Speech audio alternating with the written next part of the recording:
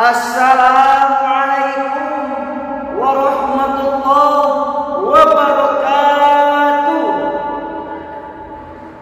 Daun lalap, daun salam, daun nangka sama daun mangga.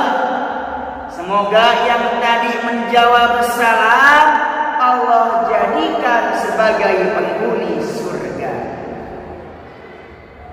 Alhamdulillahirabbil alamin wa bihi nasta'inu ala umuri dunya waddin. Wassalatu wassalamu ala asrofil anbiya wal mursalin wa ala alihi wa ashabihi ajma'in. Amma ba'du. Yang saya hormati segenap panitia acara Harlah JHI ke-25 yang semoga selalu ada dalam lindungannya Allah Subhanahu wa taala. Amin ya rabbal alamin. Tak terlupakan kepada para hadirin dan hadirat, sahabat dai dan sahabat daya, bro semuanya yang saya banggakan, semoga Allah muliakan. Amin ya rabbal alamin. Sahabat dai dan daiyah yang berbahagia, kita saksikan bahwa angin masih bertiup dengan kencangnya, matahari masih menyinari bumi dengan sinarnya, air laut masih bergoyang dengan ombaknya. Tetapi ada seorang makhluk hidup yang sedang murung dengan segala kesalahan dan dosa-dosanya. Ya, dialah pemaksiat. Bila mentari mampu memberikan kehangatan dengan sinarnya, mampu memberikan nuansa keindahan dengan sunsetnya, maka di sini Al-Fakir akan berusaha untuk mampu mengajak pemaksiat untuk bersemangat bertaubat dengan pidato yang insya Allah akan saya sampaikan dengan mengusung tema segera bertaubat selagi kuat sebelum sekarang, dengan landasan Al-Quranul Karim surah At-Tahrim ayat ke-8. A'udzu billahi minasy syaithanir rajim. Bismillahirrahmanirrahim. Ya ayyuhalladzina amanu tubu ilallahi taubatan nasuha. Al-ayat surah Al-Azim. Ya ayyuhalladzina amanu, wahai orang-orang yang beriman, tubu ilallah, bertaubatlah kalian kepada Allah, taubatan nasuha, dengan taubat yang sebenar-benarnya. Terkait dengan penafsiran makna ayat tersebut telah dijelaskan oleh seorang ulama ahli tafsir yang bernama Imam Ibnu Katsir di dalam karangannya kitab tafsir Ibnu Katsir fi Tafsirul Qur'anul Azim.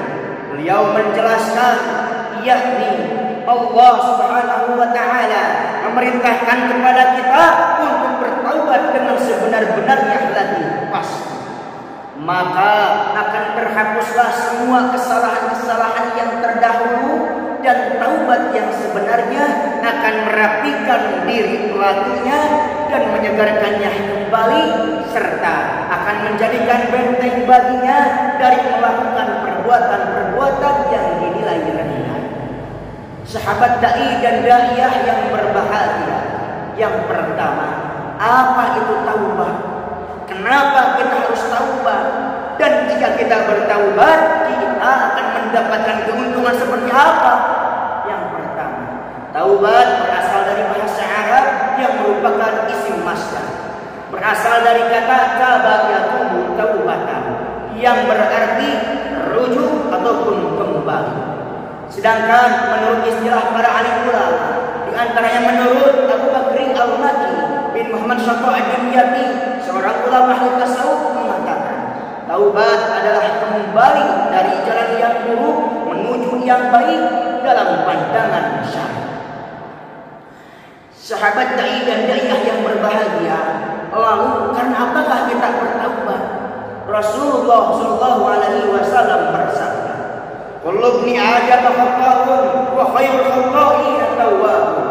Setiap manusia pasti banyak berbuat salah, dan sebaik-baik orang yang berbuat salah adalah yang sering bertaubat.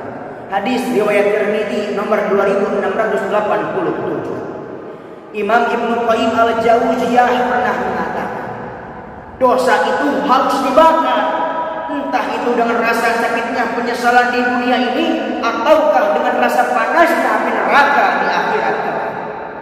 Sahabat dai dan daiyah yang berbahagia, terkadang bila kita bertaubat lalu mengulangi kembali kesalahan yang sudah kita taubati, maka hal tersebut akan membuat diri kita merasa bersalah dengan penuh penyesalan.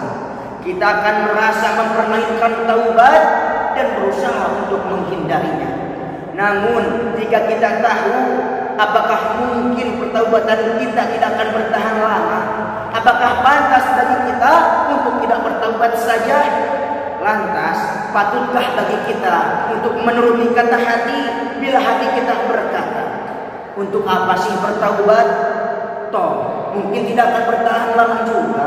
Paling nanti jika sudah bertaubat kembali bermaksiat dan seterusnya. Apa enggak nanti aja pas ada waktu kesempatan untuk bertaubat dengan sungguh-sungguh? Nah, keraguan semacam ini memang lumrah bila terjadi. Sebab para ulama memang mengisyaratkan bahwa bertaubat haruslah bersungguh-sungguh. Imam Al-Ghazali berkomentar tentang hal ini di dalam kitabnya Minhajul Amilin. Ia berkata, apabila seseorang meninggalkan dosa sementara di dalam hati ada rasa keinginan untuk mengulanginya kembali, ataupun tidak berkeinginan tetapi muncul keraguan apakah ia akan benar-benar berhenti dari kesalahannya ataukah tidak, maka sebenarnya orang tersebut hanya menghindari dosa, bukan sedang bertaubat. Karena pada hakikatnya bertaubat adalah tidak melakukan kembali kesalahan yang pernah dilakukan. Imam Al-Ghazali kembali mengatakan, apabila seseorang berkata, aku belum siap bertaubat sebab aku tahu bahwa diriku pasti akan mengulanginya kembali, dan aku pun tidak mampu untuk bersungguh-sungguh dalam bertaubat, sehingga tidak ada faedahnya bila aku bertaubat, maka sahabat dai dan daiyah yang berbahagia, ketahuilah bahwasanya hal tersebut merupakan tipu muslihat dari syaitan. Imam Al-Ghazali menjelaskan terkait orang yang bertaubat, apakah ia mampu untuk konsisten ataupun tidaknya, berada di antara dua keuntungan. Keuntungan yang pertama, apabila ia konsisten, maka ia akan memperoleh keuntungan tidak memiliki dosa sama sekali, sebab ia telah meminta ampun daripada dosa yang telah dilakukan dan tidak kembali melaksanakan dosa yang pernah dilakukan. Keuntungan yang kedua, apabila ia memang tidak mampu untuk konsisten, maka ia akan memperoleh keuntungan terhapusnya dosa yang telah ditaubati. Maka sahabat dai dan daiyah yang berbahagia, coba kita bandingkan, jika ia tidak jadi bertaubat karena kekhawatiran yang belum tentu terjadi, justru ia tidak akan mendapatkan salah satu pun daripada dua keuntungan tersebut, tetapi malah mendapatkan penyesalan dari kegelimpangan dosa yang belum ia taubati. Dari Abu Abdullah